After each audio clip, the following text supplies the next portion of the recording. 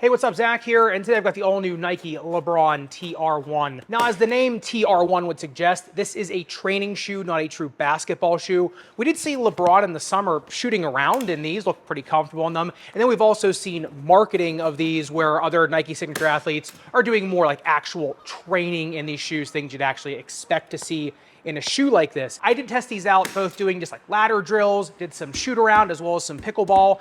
I actually found these to be very good for some surprising things. So let's get into them. Now, starting off in the uppers, the TR1 is a slipper tongue or a one-piece tongue or a booty liner shoe.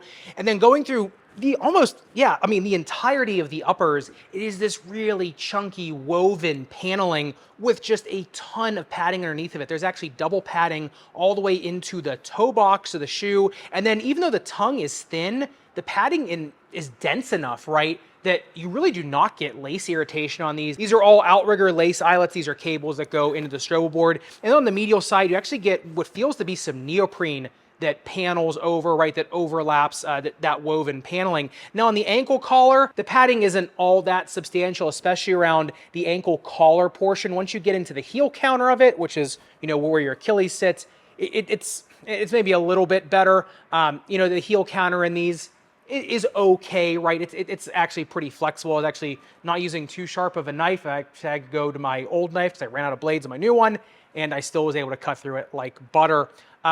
The one thing, though, is with all the padding in this and how plush and comfortable the uppers feel, because they do feel comfortable, you do get some significant heating on these. These did heat up 140.3 degrees on the breathability test. However, you look at the breathability mapping of them, you can see why. There's not fog getting out of anywhere besides the lace eyelets, right, where the cables dive through the uppers of the shoe. Now, with that does come also, because of this cabling and where the cabling sits on the shoe, speaking of, that does introduce a lot of heel slippage. The heel slippage on these is moderate, no matter if these are broken in or not. These do take a while to break in terms of the midsole. It's not uncomfortable by any means, but I'll show you what I mean in the midsole teardown. Like I said, it's a slipper tongue, and so there's only so much you can tie down a slipper tongue shoe. Some slipper tongues that really envelop you a lot, they can kind of help hold you in. Other ones are a little bit more loose, and there's a reason why this is like this, which we'll get to in the performance of this, but suffice to say, there's a little bit of heel slippage. Did I notice it or care all that much? Honestly, not really, which, like I said, once again, I'll get to in the performance of them. Now, you look at these things on the upper durability test, 10 seconds highest grit sandpaper. Surprisingly, the burr does not get through that neoprene paneling. I'm not sure why you would need an abrasion test on these, to be quite honest. I'm not sure if the elliptical in your gym has spikes on it or something, but it's good. To blunt containment, they're okay, right? There's this whole piece of paneling that comes up, over the top. It feels like kind of like a rubberized TPU coming up all over the top of the lateral side. So the containment's okay in them. So in terms of durability of the uppers, yeah, I think because you have such a large container on them, they should be just fine. All right, now getting into the midsole teardown, this is what I was most interested in, because a lot of training shoes, it depends on what training you're talking about. Are you lifting heavy, right? Then you want something like the Metcon, right, that has a pretty stiff midsole, right? It's got some, a lot of foxing and reinforcement on it, maybe some plastic. If you go the opposite direction to that, right, a lot of people want to work out in socks or barefoot or in barefoot shoes. To me, if you're trying to go for a PR, then yeah, I'd wear something like the Metcons. I still think the Metcons are one of the better lifting shoes out there, if not the best. But if you're going for like actual strength training, right, if you're just going to actually train, I honestly prefer more of a barefoot shoe, something like that, because you are working more muscles. You're actually getting a true sense of what your strength really is, right? As long as you don't overdo it. Some shoes like the Metcon, go and lift in that, feel pretty good. Then you go into a barefoot shoe and you kind of realize where some of your weaknesses lie. So that being said, that's kind of the preface to this midsole teardown. I'll say the midsole foam in it, it feels like Renew foam. It looks like Renew foam on the microscope, but it's dense, like really, really dense. Phylon is. So you look at this thing on the bounce height test, 29 centimeters in the rear foot, 29 in the forefoot. You put your finger on it, it almost feels like rubber. That's how hard and dense it is. When you put your foot into it, because it's molded in the midfoot, it's honestly not bad. It's not uncomfortable. It's not plush either. A lot of times with training shoes, people don't want to wear orthotics. They want to engage the muscles of their foot a little bit more. But speaking of that forgiveness in the midsole, like I was talking about just a second ago, There is no shank in these, and a lot of times people don't want a shank in a training shoe, right? Because, like I said, you want to be able to have a little more degrees of freedom, want the shoe to bend a little more. The shoe does have break points in the outsole treaders we'll talk about, which are fantastic, and the way it sits so flat on the ground. So to me, not having the shank in here, not a problem at all. Like I said, that foam is pretty stiff as it is. There is some holes in the foam in the midfoot to make it a little bit more compressive, but I think honestly with the right insole in these, they feel just as plush as anything else. Now, getting into the outsole tread of these, like I just said, number one, it is a completely flat to the ground pattern. You want that in a training shoe, right? You want to stay pretty stable. But there are really fantastic break points in the forefoot. These things bent so much better than I thought they would when I saw the shoe online, because you see this shoe, it's got this, it's got this paneling on the lateral side of it. It's flat to the ground. You might think this might be a pretty unforgiving shoe, but really is not. The outsole tread in of itself is more of just like a spider web pattern that runs all the way through the shoe. It has these fantastic break points in the forefoot of the shoe, just allowing a lot of really easy bending. When I saw these online, I thought they're really flat to the ground. They're a little more wide in the forefoot. These things are not going to want to bend. Nike did an absolutely phenomenal job just allowing a little bit more ease, more natural dorsiflexion of your foot. It's got these fingers that go into the forefoot, and then some huge channels in there, these chunky channels to really allow some grip on the ground. Look at the grip test ramp. They don't slip until 41 degrees. It's pretty good. You want that in a training shoe. You want some grip on there. You look at these things on the speed ratio. They only come in at a 2.40.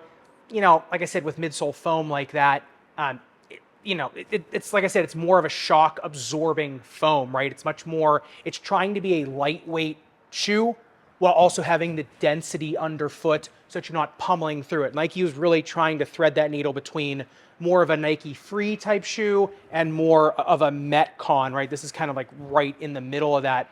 And then you look at the outsole durability test on these things, 10 seconds highest grit sandpaper. The durometer was a little bit higher than I thought it would be, 18.7. And yeah, millimeter of damage on these, that's it. So, you actually may get a lot of friction on these if you're doing, like I said, more ladder drills, type things like that. If you're lifting more or doing more things that are, not going to create a ton of friction on the bottom of the shoe, especially if you're on rubberized mats, carpet, things like that, you really shouldn't have a problem with these. So in terms of durability on the outsole, I honestly don't see an issue. But the thing that I think best part of that outsole is you do have quite a bit of a lateral flange on these. And sometimes in training shoes, they kind of skip that step sometimes.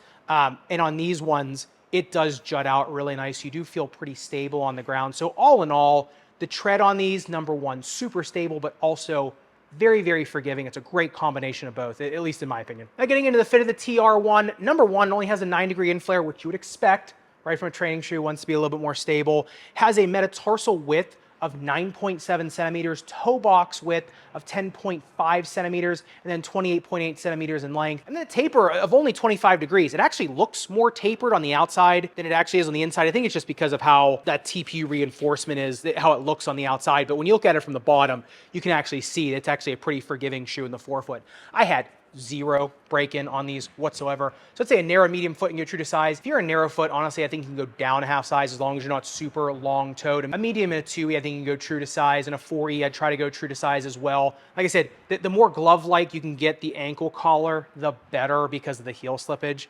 And so in terms of the snake bitten foot, I would say if you've got something, like I said, a little bit more forgiving, like an Ortholite in there, because these really don't lock down an orthotic, right? I mean, that's another thing.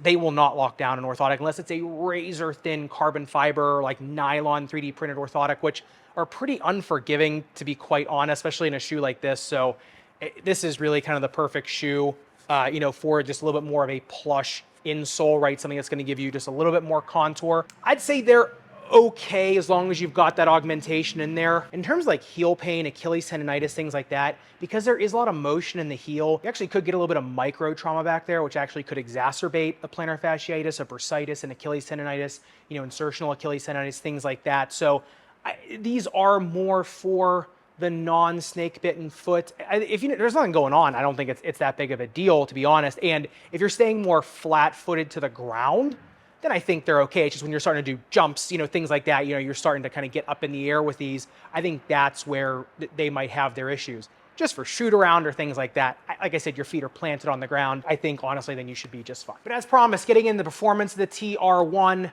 yeah, honestly, they're pretty nimble shoes. They're great. And I thought these were a surprisingly fantastic pickleball shoe. They allow a lot of degrees of freedom, especially when you're just kind of pivoting, you know, from one direction to the other, right? Trying to dig and things like that. These were out of this world for pickleball. I mean, my expectations were really, really low for that, for pickleball, and they were actually really good. Like I said, especially for more of those pivoting dig type movements, because of that, you know, booty liner on them, you know, you can get a lot of degrees of freedom in these. On the ladder drills, like I said, they felt really, really nimble, really nice, bottom light, because like I said, this combination of foam, it is dense, but it is very light as well. That's a pretty hard needle to thread. In terms of shooting around, I really didn't notice them any worse than anything else. These honestly are not my least favorite basketball shoe out there either. I think just overall, in terms of a training shoe, yes, they are light. They are nice and dense underfoot. So if you are looking for something between like a really stiff, like, you know, something with all the trappings of, say, like I said, a Nike Metcon, but also maybe you don't want to work out in a running shoe or a traditional like cross trainer type shoe, you want something a little bit lighter, a little bit easier to get around, then yeah, I actually do think this was quite a nice design of a shoe. I would have liked to maybe have seen a little bit more forgiveness in the midfoot and in the heel, maybe like just maybe throw Zoom Strobel in the back of it or something, just something to give a little bit more forgiveness back there. Like I said, I think once you break it in over weeks and weeks, it's going to start to get a little bit, it's going to start to form fit to your foot. So that's nice. And like I said, it's easy enough to just throw something a little more plush in on there. And that's fine. Like I said, on their own though, I think that had been my only complaint about them. That, as well as the lockdown on them. I would like to have seen that slipper tongue maybe just a little bit more elastic around your heel, a little bit more padding on the ankle collar. And honestly though, yeah, I think for a shoot around shoe, I wouldn't be trying to like go hard in these, like I said, because of the heel slippage. The containment on them laterally is just fine. And the grip on them, honestly, is really not terrible either. It's the heel slippage. But yeah, for a shoot around shoe, or maybe like you're going to the gym to lift and you just want to work on your, you know, free throws. Yeah, this is just fine for sure. And I do think this is going to find a real place in the market. I think this, honestly, more than most every other Nike basketball shoe right now, save for the LeBron 21, 22 next gen Sabrina 2 and GT Jump 2, I think these will probably be quite a bit better received shoe out there versus a lot of other Nike shoes, because you could tell there was actually some nice thought taken into the shoe. There was actually some care taken into the design of it for what it was, you know, designed to do. I know that's the tongue twister there. So I'd love to hear your thoughts in the comments down below, especially if you're looking to pick these up, or, you know, if you're kind of wanting to try something, like I said, in more that tweener range of training shoe. Let me know in the comments down below. And if you do want to see what I'm talking about with the Nike Sabrina 2 and why I think that one, the LeBron 21 and 22, the GT Jump 2, or some of the, you know, better Nike shoes out there right now, make sure you click into this video up above and subscribe down below. Respect your rubber and foam. I'll see you somewhere in the Sneakerverse.